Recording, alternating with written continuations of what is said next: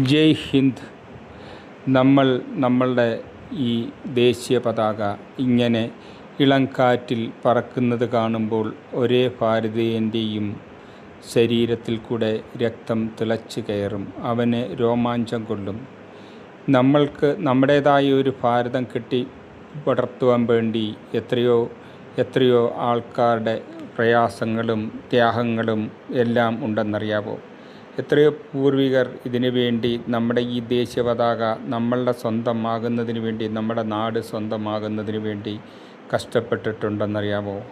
അതിൽ ഗാന്ധിജി മുതൽ എല്ലാവരും, താഴോട്ടുള്ള എല്ലാവരും ഒരേ മനസ്സോടെയും ഒരേ ഹൃദയത്തോടു കൂടിയും പോരാടിയതിൻ്റെ ഫലമായിട്ടാണ് ഇന്ന് നമ്മളുടെ ഒരു ദേശീയ പതാക ഇതുപോലെ ഈ കാറ്റിൽ പറക്കുന്നത്.